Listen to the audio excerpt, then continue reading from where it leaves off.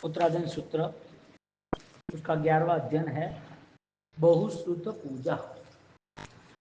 बहुश्रुत यहाँ श्रुत की महिमा से दूषण और भूषण की बात करता है। जो नेगेटिव है उसमें क्या क्या व्यवहार करता है आदमी, नेगेटिव व्यक्ति का व्यवहार कैसे होता है, जो पॉजिटिव है उसका व्यवहार कैसे होता है। तो यहाँ बहुश्रुत ऐसा शब्द लिखा है। हाँ? तो बहुश्रुत यानी ज्ञान, और ज्ञान पूजा, बहुश्रुत पूजा 11वां अध्ययन है।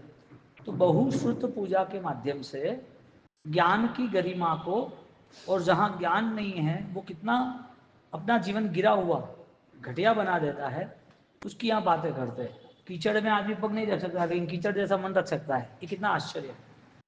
उसे यदि स्वच्छ घर और वस्त्र चाहिए तो स्वच्छ मन क्यों नहीं चाहिए। स्वच्छ मन स्वयमेव होता है और मलिन मन भी स्वयमेव होता है। इसके लिए किसी के कारण तुम्हारा मन स्वच्छ और मलिन हो तो वो तुम गुलामी और कमजोरी है तुम्हारी, क्योंकि किसी के आधार पर हम थोड़ी निर्णय करेंगे, व्यक्तिगत रूप से निर्णय है कि मुझे क्या करना क्या न करना। तो बहुश्रुत पूजा से आयरम पाव कृत्सामी, बाह्य और अंतर से जो संयोगों से मुक्त है, बाह्य अभ्यंतर आयारम पाव कृत्सामी, बाह्य और अभ्यंतर संयोगों से जो मुक्त है, ऐसे भगवान की बातें, बाह्य अभ्यंतर मुक्त श्रवण भगवंत कैसे हो सकते, ऐसे श्रुत की बातें। अब देखने जाओ तो जो दिखता है वो तो पता चल ही जाता है, लेकिन अंतर्मन पता नहीं चलता है।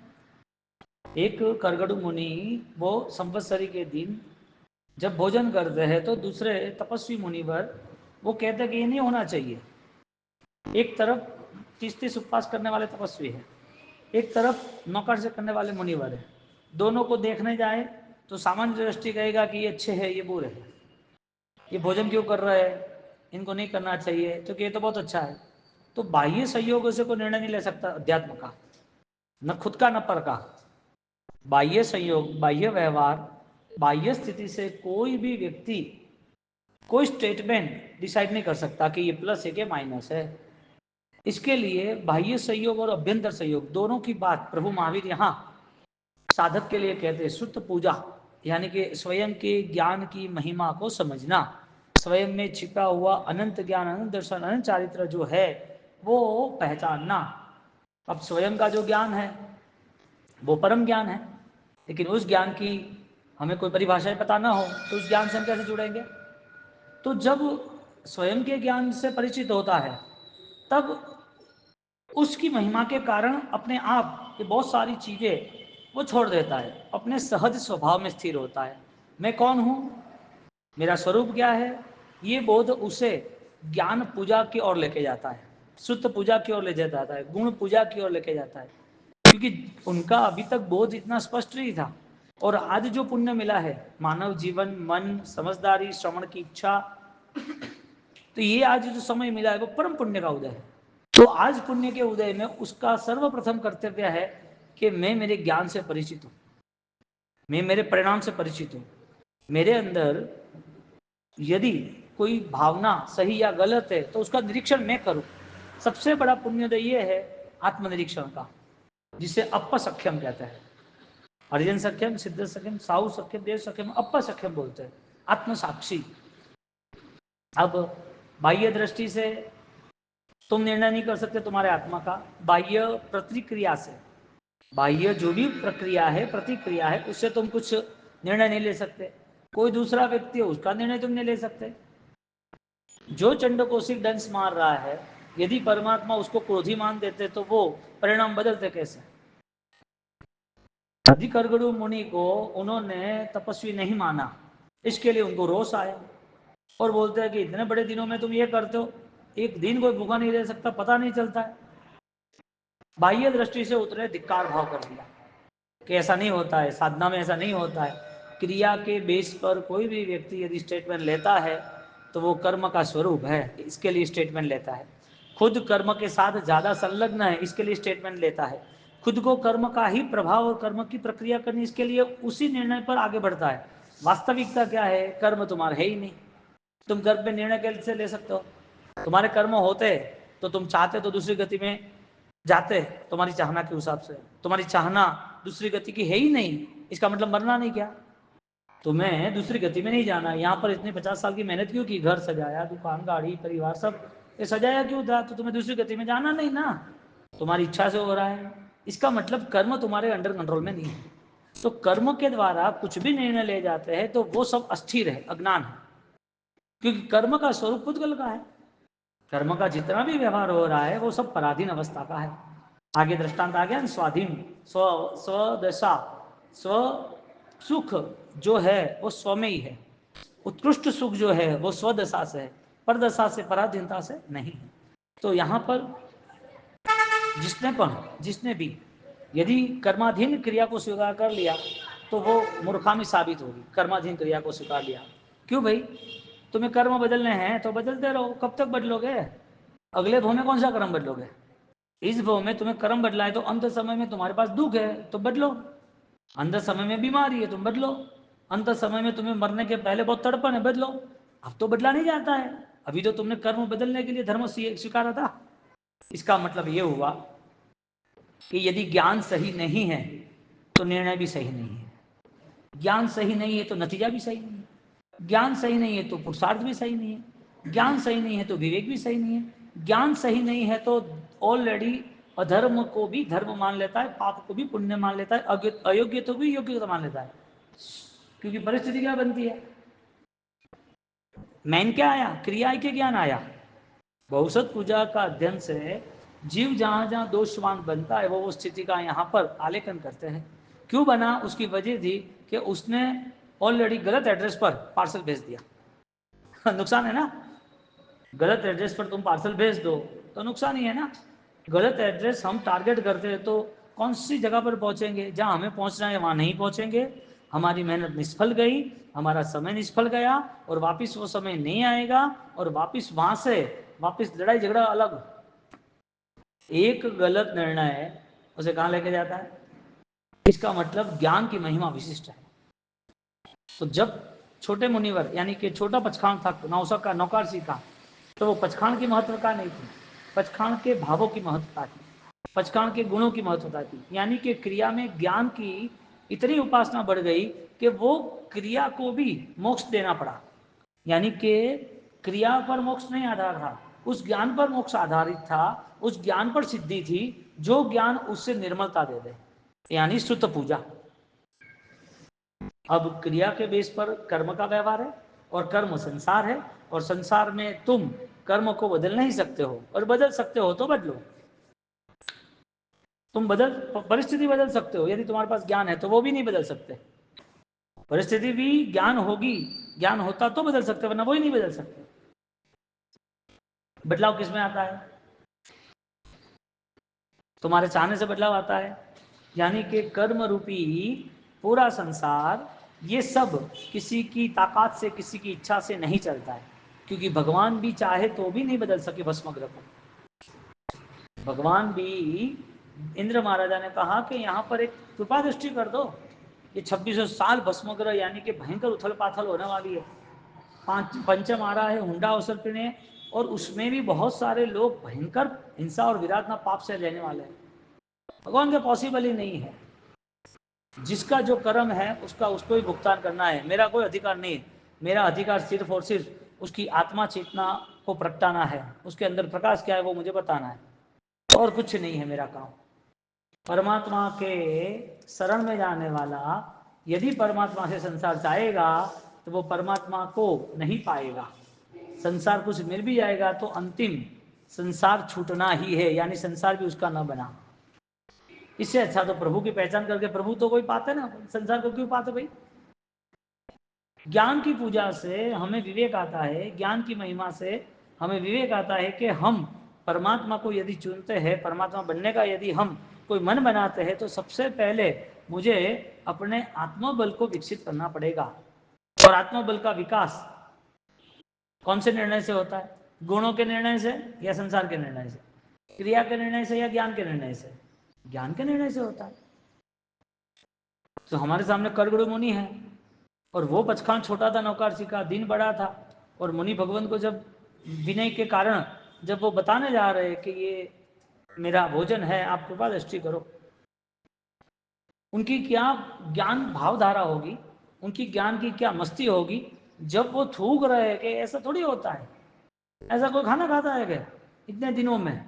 धन्यवाद है तपस्वी महात्मा, तुमने जो थूका है वो तो घी, अमृत है, घी भी नहीं है, मैं ले तो अमृत है। निर्मलता इतनी हाइट ले रही है, परिणाम की धारा, अनुभव की धारा इतनी विशिष्ट हो रही है कि उसे चावल खाए या ना खाए, उसके कर्म वो खा गया, कर्म खत्म कर दिया। चावल खत्म हुआ नहीं है, वो इंपोर्टेंस नहीं था, कर्म खत्म हो गया। कहाँ गए वो आत्मा? पचकान छोटा या बड़ा, ज्ञान छोटा या बड़ा, महत्व क्रिया क्या ज्ञान का? क्यों भाई, वजह क्या? क्योंकि हमारे सामने श्रीपाल महाराज अभी दिख रहे हैं, हमारे मैना श्रीपाल दिख रहा है, चंड कौशिक दिख रहा है, हमारे सामने करगड़ु मुनि देख रहा है। तो ये शालिभद्र जैसे भी पूरी 7 हवेली त्याग का मन क्यों हो गया? वजह क्या थी? वजह सिर्फ त्याग नहीं था, वजह ज्ञान थी। यानी त्याग की महिमा से यदि तुम जुड़ते हो तो त्याग तक रुक जाओगे। ज्ञान पूर्वक जो त्याग हुआ है, इसका मतलब वो त्याग वितरागता के घर का है। तो तुमने त्याग चुना या वितरागता चुनी? हमें पचखान लेना है तो हमारे लिए पचखान कर्म का कारण बनता है कि परमात्मा बनने का कारण बनता है? हमारा पचखान, हमारा त्याग, हमारी क्रिया हमें किस द्वार पर लेके जाती है? मुक्ति के द्वार तक लेके जाती है कि संसार के परिभ्रमण को? तो क्रिया इंपोर्टेंस बनी या क्रिया का ज्ञान इंपोर्टेंस बना? क्रिया का ज्ञान। तो यहाँ 11वां अध्ययन बहुश्रुत पूजा है। निर्वध्य स्तब्धो लुब्धो अनिग्रह अभिक्षण उल्लवित अविनीत। यहाँ पर जो सम्यक ज्ञान में नहीं है, सम्यक ज्ञान रहित है, उसके दोष बताए, वो कैसा कैसा जीवन जीता है। ज्ञान नहीं है तो क्या है और ज्ञान है तो क्या है? ज्ञान यानी गुण, तो ज्ञान नहीं है तो क्या है? तो के लुब्धो अनिग्रह अभिक्षणम उल्लवित अविनीत, अहंकारी है, लालसा युक्त लालची है, इंद्रिय और मन का निग्रह नहीं करना यानी कि उसमें आसक्त है, अविनीत है, बिना कुछ कहे अपना स्टेटमेंट देना, मिसबिहेवियर करना, रिस्पेक्ट नहीं देना, क्रॉस करना, ये किसकी आदत है? जो ज्ञान में नहीं है उसकी आदत है। अब क्रिया है लेकिन दोष सही नहीं होता है। धर्म की प्रवृत्ति करने वाला धर्म की वृत्ति से वंचित है, वो पता कैसे चलेगा? ज्ञान से चलेगा। तो जो क्रिया अपना, याद ज्यादातर लोगों की क्रिया बिना ज्ञान की है, बिना सूत्र की है, बिना श्रद्धा की है, बिना समझदारी की है, इसके लिए जो क्रिया छूट जाती है। और ये सेंटेंस गलत हो तो देख लो दुनिया में, समाज में आज क्रिया सही है कि गलत है, उसका डिसाइड कौन करेगा? उसको जो क्रिया हुई थी वो बिना ज्ञान की, बिना सूत्र की, बिना समझदारी की, बिना भाव की हुई, इसके लिए छूट गई ना। फिर बात आती है समय नहीं मिलता है, अनुकूलता नहीं मिलती, ये सब मोह का साम्राज्य, इसके लिए ऐसी आवाज आती है। ऐसी बोलने की वजह क्या है, कहने की वजह क्या? कि संसार तो नहीं छूटता है 24 घंटे, संसार की स्थिति में तो कम नहीं, पीछे नहीं हटते हम। उनकी जो जो भी चीज है वो तो एक्यूरेट करनी है हमें, हम अलर्ट रहते हैं हर चीज में, हम कहीं पर भी मिस्टेक नहीं करते संसार में। उसके लिए फिर कहीं घूमने जाना हो, घर पे गेस्ट आए, खाना पीना बनाओ, घर सजाना हो, घर के लिए कुछ लेने जाना हो, उसमें सब कुछ टाइम ऑलरेडी मिल रहा है। लेकिन उसको कहा जाए कि भाई हिंसा का कारण है रात्रि भोजन जमीन का, उसे कहा जाए कि भाई यहाँ देखो ये अपन गर्म पानी भी पी के जीवन व्यतीत कर सकते हैं, उसे कहा जाए कि भाई तुम्हारे जीवन में 1 2 3 समय जितने भी है वो स्वाध्याय तत्व चिंतन तत्वबोध के हो तो अच्छी बात है। तो उसके पास कोई रिप्लाई नहीं है, या तो उसे संसार का मोह है या तो अज्ञान के कारण कोई निर्णय नहीं है, दो में से एक है। संसार का मोह नहीं है तो फिर क्या है? अज्ञान है। अज्ञान यानी कुछ करना नहीं। आपकी बात छोड़ो, जो व्यक्ति 60 70 तक पहुंचा है उसको क्या करना है? उसको लोगों को मिलना है, समाज में रहना है। अरे तुझे मरना है, अभी 70 तो हो गए खत्म, अभी तू करेगा क्या तेरे जीवन में?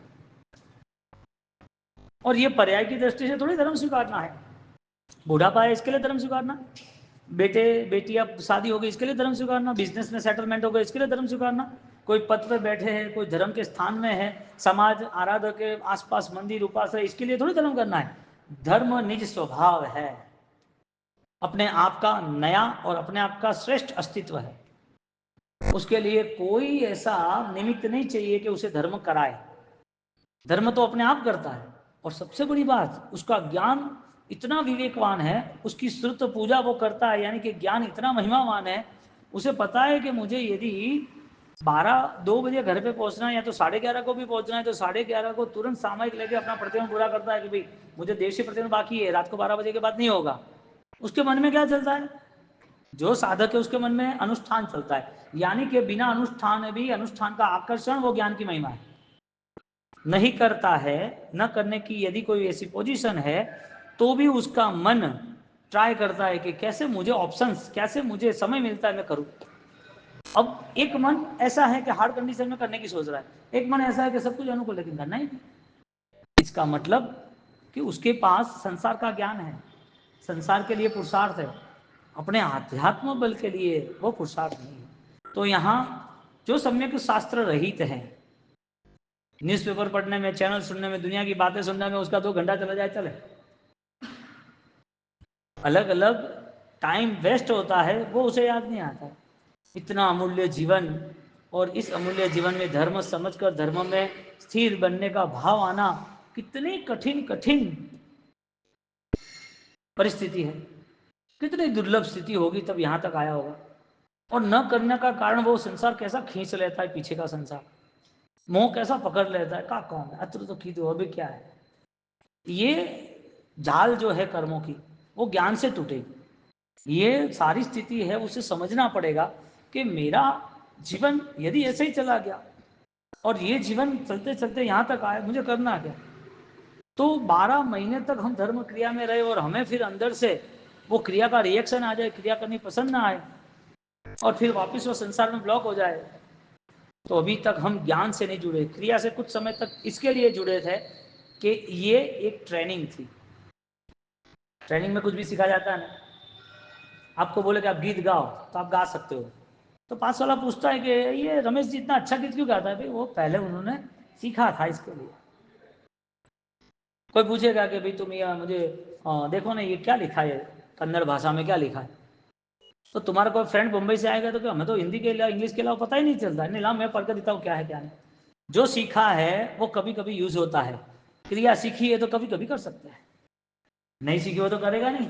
तो आपके लिए सामायिक प्रदूषण में आसान है कि कठिन है? सेकंड ऑप्शन आपके लिए सामायिक प्रतिकरण क्रिया धर्म वो सारी चीजें रेगुलर आसान है कि कठिन है? कठिन है इसका मतलब, और कुछ समय पर इजी है उसका मतलब, सीखा था वो लेकिन परफेक्शन नहीं था। इसके लिए समय आते ही हम जुड़ जाते क्रिया में। अधिकतर लोगों का ये विज्ञान है, उसके पास जो ज्ञान है वो अधिकतर लोग ऐसे ही सोचते हैं कि चौमासा आया है, मारा साहब आया है, पर्यूषण आया है, धर्म तो करना पड़ेगा, ऐसा सोचते हैं ना। हाँ, क्यों भाई? तो आत्मा का बल, आत्मा की स्थिति कौन देखेगा, कब देखेगा? जिंदगी भर यदि ये संसार के मोह में रहना है तो तय तो करो कि मोह समाप्ति का दिन कौन सा, समय कौन सा, कब अवसर आएगा, उसे याद ही नहीं आता। तो जो अविनीत है, निर्वध्य स्तब्धो, वो दोष में रहता है। आगे वापिस दोष की बात करते कि जो श्रुत ज्ञान में नहीं है उसका क्या क्या माइनस, स्तंभात, क्रोधात, प्रमादेन, रागेण, आलस्येन, आलस, क्रोध, प्रमाद, स्तंभात, वो अपने आलस को खत्म नहीं करता है, प्रमाद को खत्म, क्रोध, एक छोटा सा हरिभद्र सूरी महाराज साहब का एक छोटा सा क्रोध, आवेश बहुत अल्प समय का था, इतना तीव्र था, और वो तीव्र आवेश का प्रायश्चित 1444 ग्रंथ बना है।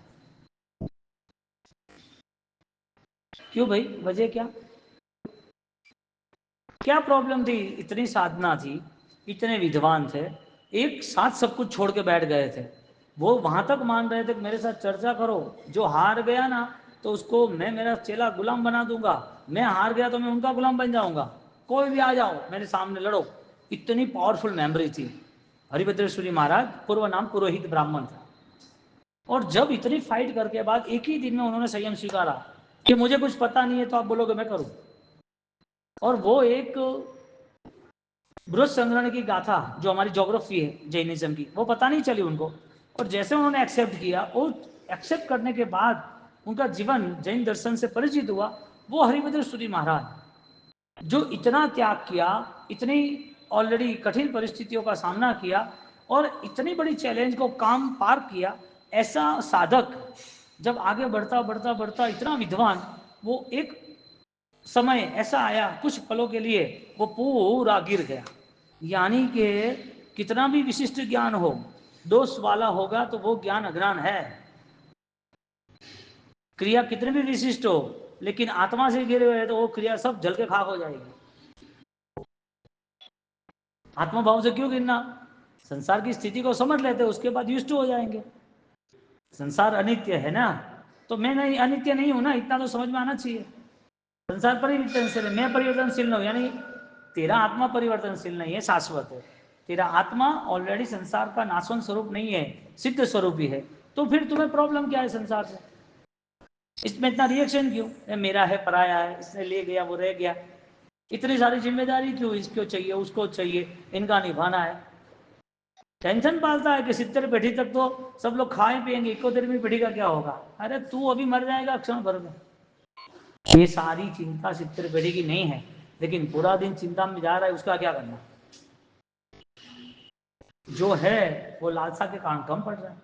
तो यहाँ पर हरिभद्र सूरी महाराज ने इतनी विशिष्ट अवस्था के बाद, अपनी अवस्था बहुत ऊंची थी, उसके बाद उसने संयम जन स्वीकारा, और वो दोनों शिष्य के मोह के कारण, और उन लोगों ने उसको दुख देना था ऐसे, जो ऑलरेडी ब्राह्मी, अरे बोधि, ये बौद्ध साधु थे, वो उसको मारने पीछे आ रहे थे। और जब पता चला कि उसको मारने आए, सबको विद्या के प्रभाव से, स्तंभन विद्या के प्रभाव, वहां रुका दिया, नहीं छोड़ूंगा किसी को भी, मार डालूंगा।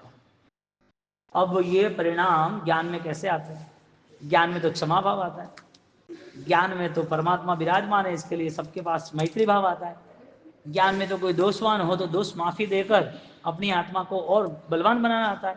ये चीज तो आती नहीं है, तो ज्ञान कैसा? यानी कि विशिष्ट ज्ञान वाला व्यक्ति भी यदि वो कहीं दोष में आता है तो वो श्रुत से गिर जाता है। व्यवहार से पाप करता है ना, तो उसका इतना यहां मूल नहीं था, लेकिन निश्चय का जो पाप है, मन से जो अपने परिणाम से, अपनी अज्ञानता से, जो तीव्र लालसा से जो पाप किया, उसका नतीजा फिर गुरु ने प्रायश्चित भिजवाया।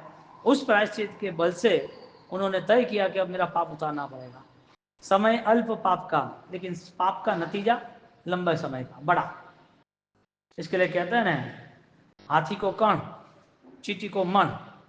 हाथी खाते खाते ढूल जाए तो उसके लिए तो नॉर्मल है, लेकिन वो चींटियों के लिए इतना सारा मन, क्विंटल बोलते हैं उसको। हाँ, गुजराती में कहा होते, हाथी ने कण, कीड़ी ने मन। कीड़ी चींटी, हाथी ने कण, कणियों, यानी कि भोजन का अल्प मात्र का द्रव्य, वो अल्प उसके लिए अधिक है। अब हरिभद्र सूरी महाराज का ये जीवन आवेश में, श्रुत में कितना डाउन हो गया। जो श्रुत की महिमा पे आगे चले थे वो डाउन हुए। गुरु महाराज ने देखा कि इनके द्वारा शासन की विशिष्ट प्रभावना होने वाली है, उनको प्रायश्चित दिया। एक व्यक्ति को भी तुमने दुख देने का, मारने का पाप किया है, तुम्हें एक ग्रंथ बनाना है, ऐसे 1444 ग्रंथ बनाने, दिन रात लिखते रहे, बस मेरे जीवन में जो पाप हुए वो मुझे उतारने। ये जीवन के बाद दूसरा मूल्यवान कोई जीवन नहीं है। सारी प्रवृत्ति साधना मार्ग की, लिखने की, पढ़ने की, सब कुछ वहां पर है। लेकिन ज्ञानी यहाँ कहते हैं ये बहुश्रुत पूजा है। अपने दोषों का प्रायश्चित करना वो ज्ञान की महिमा है। अपने परिणाम को स्थिर बनाना, संसार की स्थिति को समझकर अपने आप को बदलना, वो सबसे बड़ी महिमा है, सबसे बड़ी पूजा है। क्योंकि परमात्मा ही ऑलरेडी तुमसे जुड़ गए, यानी कि परमात्मा का अवतरण हो गया। बोलो प्रभु को क्या खोजेंगे हम पूजा में? पूजा के कपड़े अच्छे होने चाहिए, पूजा की थाली अच्छी होनी चाहिए, पूजा के द्रव्य अच्छे होने चाहिए, पूजा अच्छी नहीं होनी चाहिए। परमात्मा भी चमत्कारिक होना चाहिए, प्रभावक होना चाहिए, प्राचीन होना चाहिए। मजा आ गया, सोना चढ़ा दिया, चढ़ाओ, तू भगवान बनता है वो सब करना। तेरे अंदर छिपा हुआ परमात्मा प्रकट होता है गुण के द्वारा, वो गुण स्थान की वृद्धि होती है, तो तुम्हें नहीं छोड़ना। हमारे यहाँ चंदन बाला नहीं छोड़ा, अषाढ़ी श्रावक ने नहीं छोड़ा, रावण ने नहीं छोड़ा। कौन मना करता है ये सब करने का? जबरदस्त करो, लेकिन परमात्मा के पास जाके परमात्मा बेवकूफ नहीं बनेंगे, हम बेवकूफ बनेंगे। सोचते कि उनको बेवकूफ बना दे, नहीं, उनको बेवकूफ कैसे बनाना भाई? उनको क्या लेना है, वो तो मोक्ष में गए। तुम्हें आलम्बन का असर हो रहा है, तुम्हें जो श्रेष्ठ निमित्त मिले है उस निमित्त में तुम कैसे जुड़े वो तुम तय करो। तो जहां पर हरिभद्र सूरी महाराज पूरे दिन भर लिख लिख करते हैं और लास्ट में एक रत्न लाया, उनके शावक जो वहां झाड़ू निकालता था वो सुखी हो गया और आया कि गुरुजी को लाभ दीजिए, आपके आशीर्वाद से मेरे कोई कमी नहीं है। तो क्या मुझे कुछ नहीं चाहिए, मुझे लिखना बहुत है और दिन कम पड़ रहा है, मुझे श्रुत में मेरा प्रायश्चित उतारना है, ये है ज्ञान पूजा, लिखना वो है ज्ञान पूजा। लिखते लिखते हर चीज ऐसी लिखना कि जिसके कारण बहुत सारा भविष्य लोगों का उज्जवल बने, बहुत सारे लोगों का बहुत सारा भविष्य उज्जवल बने। लिखता रहो, लिखता ही रहो। एक तरफ उम्र है, एक तरफ समय नहीं है, एक तरफ अंधेरा है, एक तरफ शरीर वीक हो रहा है, एक तरफ प्रायश्चित उतारने का जुनून है। इसे सुत महिमा कहते हैं। लिखते रहे, लिखते रहे। अभी ये कंडीशन यहाँ मैनेज करो, और जिसके पास लॉट ऑफ टाइम है और वो कहाँ जा रहा है उसे पता नहीं, 1 करोड़ रुपये देने के बाद मन शांत हो जाएगा। किसी को 1 करोड़ रुपया चाहिए, कर्ज में है, दुखी है, या तो उसको परिवार की चिंता है, शादी ब्याह करना, दुकान करानी, उसको बोले 1 करोड़ रुपये, तुम्हें अब कुछ नहीं करना, तो कि नहीं नहीं थोड़ा ज़्यादा होगा, अच्छा 5 करोड़, नहीं नहीं जाए। ये क्या हुआ? हमें मानव जीवन का, यानी कि जो पुण्य के उदय से मिला हुआ है उसको हम देख ही नहीं सकते, और आज वो पुण्य का उदय निष्फल हो रहा है, वो दिखता है। समझदार हो तो दिखेगा। हरिभद्र सूरी महाराज को दिख गया, वो मूल्यवान रत्न लाया और रत्न वहां खिड़की में लगा दिया, अरे यहाँ दीवारों पे, और फिर वो लिखते रहे, लिखते रहे, लिखते रहे। दादा गुरुदेव रायन सूरी महाराज 63 साल की उम्र में रायन को चालू किया, 14 साल तक लिखते रहे, लिखते रहे, लिखते रहे, रात की चांदियों में लिखे कि भाई जितना हो सके इतना, ये जीवन तो यूं ही जा रहा है, इतना वेस्ट क्यों करना है। 15 14 15 घंटे दिन भर लिखना। मानव जीवन महान है, और इस महानता में मेरी आत्मा को मुझे सुगंधी बनाना है, गुणवान बनाना है। कम लोग हैं भाग्यशाली जो इस जीवन को धन्य बना सकते हैं। क्रिया के बेस पे तो बहुत सारे लोग हैं, क्रिया विशिष्ट करने वाले। आप कई बार इतने सारे मैसेज, इतने सारे पोस्टर, इतनी सारी घटनाएं देख रहे हैं ना, 180 उपवास कर दिया, ये छोटे ने उपदान कर दिया, उन्हें अठम करके, अठम अठम करके 99 यात्रा कर दी। क्रिया पे तो आपको हर वक्त कोई नए नए अवार्ड मिलेंगे। क्रिया के माध्यम में 1 चम्मच चावल वाले आमिल किए 36, कितना, 1 चम्मच चावल, तो मैंने सामने देखा। तो क्रिया का निषेध नहीं था, लेकिन क्रिया करने वाले को मोक्षय हुआ कि नहीं हुआ, उसको लगा कि मुझे राग देश से मुझे मुक्त होना है, उसे लगा कि मेरा स्वरूप नहीं है, ऐसा नहीं लग रहा है ना। तो क्रिया किसके माध्यम से, क्रिया का आकर्षण क्यों, वो तो बताओ। क्रिया का निषेध हो ही नहीं सकता, क्योंकि साक्षात तीर्थंकर ने की है, और सारे अनुष्ठान तीर्थंकर प्रदत्त है वापिस। कौन सी क्रिया, सामयिक की क्रिया के संभाव की क्रिया, प्रतिबंध की क्रिया के प्रायश्चित की क्रिया, परमात्मा की पूजा की क्रिया कि पवित्रता की क्रिया। यानी गुण लक्ष्य क्रिया है, गुण रहित क्रिया ही नहीं। गुण नहीं है और क्रिया है, यानी कि एक इंसान है और मुर्दा है और उसके ऊपर ट्रीटमेंट हो रही है, उसको सजाया जा रहा है। जिस दिन शादी हो और उस शादी के एक दिन पहले पिताजी डेथ हो गई हो, और वो डेथ पिताजी को शादी के मंडप में बिठा दे, अच्छे कपड़े पहना के, गहना पहना के, सेंट डला के, क्या वो आशीर्वाद देने वाला है क्या? मुर्दों का श्रृंगार लंबा समय नहीं चलता। क्रिया कितनी भी बेस्ट हो जाए, श्रेष्ठ हो जाए, कितनी भी श्रृंगारित हो जाए, क्रिया कितनी भी ताकतवर प्रभाव हो जाए, खुद की आत्मा को उपकार होना जरूरी। वो नहीं हुआ तो अगले भव में, इस भव में नहीं करना, क्या फर्क पड़ता है। नहीं नहीं भाव से अगला भव करने भाड़े हो गए, कहने भाड़े अतरी बुद्धि है क्या, अगला भव कहाँ है इतना पता है क्या? तो फिर अभी क्या अलर्ट नहीं होना, अभी क्यों जागरूक नहीं होना? जीवन के 80 90 साल चले जाते हैं तो भी वो फोन पे डील कर रहा है कि ये माल ले जा, ये बिजनेस करना है, ये दुकान संभालना, इसको इतना चेक देना है। सुबह सुबह हम एक जगह बैठने गए थे, और सुबह सुबह बैठने गए थे तो मैं तो दादाजी उनको बैठा तो उनको कहाँ लाभ मिलेगा कि वासी वो तो अंदर फोन करेगा, सुबह फोन करते हैं कि हाँ हमारे साहब के, तो अभी सुबह सुबह किसका फोन है, तुम मेंटेन करो, उनको तो 85 90 रनिंग है। नहीं नहीं बाबू आप समझाओ उनको, क्यों? तो क्या सौदा कर रहे हैं? वो धान का कोई सौदा होगा क्या?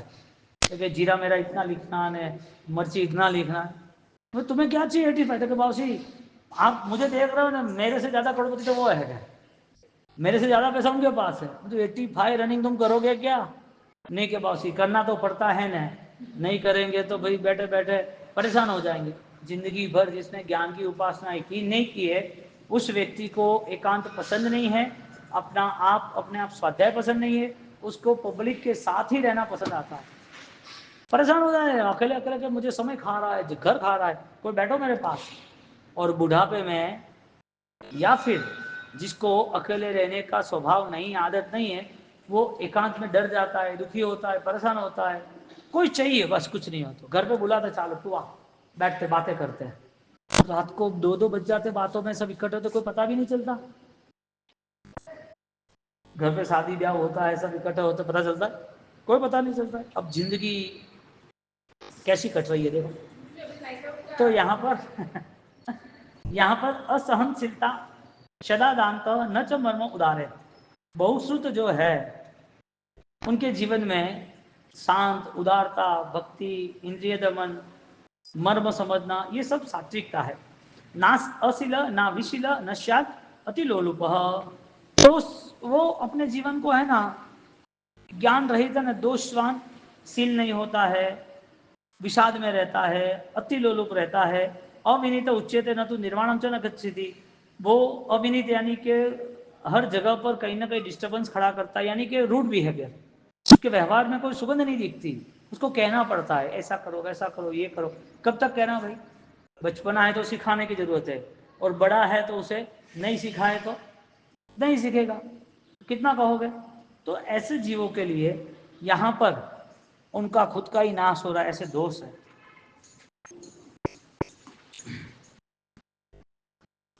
सुप्रियस्यापि मित्रस्य रहस्य भाषते पापकम, जो पाप परिप्रेक्षी है, जिसको पाप का इंटरेस्ट है, वो भगवान को भी नहीं छोड़ता, गुरु को भी नहीं छोड़ता। गुरु से ज्ञानी वो है, क्योंकि ज्ञानी होगा तो वो गुरु की बात काटेगा, वो गुरु से ज्ञानी समझदार होगा तो गुरु की ईर्ष्या निंदा करेगा। जिससे सीखा उसके ही दोष देखना, यानी सीखा किसके लिए? खुद के लिए कि दोस्त के लिए? अब देखना, जिसने अलग अलग प्रकार के गुरु तैयार किए ना, उसके जीवन में ज्ञान नहीं होता है, लेकिन ज्ञान का रिएक्शन होता है। इसके लिए ग्रेड देते, ओ मौसी अड़ा है, ये ऐसा है। कोई व्यक्ति का अच्छा कोई भी कार्य होगा ना, वो अनुमोदनीय नहीं करेगा, अच्छा कार्य स्वीकार नहीं करेगा वो। असंविभाग प्रतिकर अविनय उच्यते, असंविभाग्य, बोलने का विवेक नहीं, अमायावी अकुतूहल अल्पम अक्षिपति प्रतिबद्धम न करोति, मित्रियमाणो भजन्ते श्रुतम लब्ध्वा न माध्यति। वो अपने जीवन में यदि दोष नहीं है तो क्या है, वो कोई भी चीज का तिरस्कार नहीं करता, किसी के प्रति कोप नहीं करता, कोई भी अपना मित्र हो तो अत्यंत राग नहीं करता। श्रुत ज्ञान पढ़कर मित्र या माणो भजते श्रुत लब्धा न माध्यति, श्रुत लब्ध्वा न माध्यति, ज्ञान पढ़कर दोष अभिमान नहीं लाता है। न च पाप प्रक्षेपी न च मित्रेभ्य कृत्यति, अप्रियस्यापि मित्रस्य रहस्य कल्याण भासते, वो सोचता ही नहीं है कि प्रिय है कि अप्रिय है, वो कल्याण की भावना करता है। न च पाप परिपेक्षी, पाप नहीं देखता है, यानी कि बड़ों के दोष या छोटों की निंदा नहीं करता है। अपने सज्जन है तो मित्र है, तो मित्र माना है तो मित्र पे कोप नहीं करता है। कोई अप्रिय है, कोई निंदक है, कोई शत्रु है, तो उसके लिए भी कल्याण की भावना करता है। और यहाँ पर अधिक नहीं बोलता है, क्योंकि वो कलह का कारण होता है। शुद्ध ज्ञान है तो ये गुण है। अब तुम सोचोगे कि जीना कैसे, दुनिया तो अलग ही है, तुम कुछ नहीं बोलोगे तो कलह कलह अमर वर्जक बुद्धो अति जातक रियमान रीमान प्रतिसलिन सुविनीत उच्चते, वाणी से कठोर वचन नहीं बोलता है। कलह बुद्धो अभिजातक, बुद्धिपूर्वक समझदारी पूर्वक विवेक पूर्वक काम लेता है। प्रतिसलिन रियमान, लज्जा वाला होता है। सुविनीत उच्चते, विवेक गुण, लज्जा, मर्यादा, देखने जाओ तो स्वीकारने वाला। हरिभद्र होशियार थे, ताकतवर थे, लेकिन गुरु ने बात बताई तो स्वीकार लिया कि हाँ चलो स्वीकार लिया। सरल होता है। समुद्र गांभीर्य क्षमा दुराश्रय आकिंचता केनापि दुष्टादृशः केनापि दुष्प्रदृश्यः श्रुतेन पूर्णा विपुलेन त्रायिणः क्षपित्वा कर्म गति उत्तम गता। श्रुतेन पूर्णा विपुल त्रायण, श्रुत की विपुल मात्रा त्रायण यानी रक्षा करता है। ज्ञान की विपुल मात्रा, ज्ञान विशेष होगा तो उसकी रक्षा होती है। और क्षिपत्वा कर्म, कर्म क्षय होता है। गति उत्तमा, उत्तम गति को प्राप्त करता है। येन आत्मानं परम चैव सिद्धि संप्राप्य से, ऐसा जो आत्मा है वो सिद्धि की प्राप्ति करता है। ऐसी श्रुत पूजा वो विशेष प्रकार की करता है तो उसकी महिमा लाभ भी उसे मिलता है।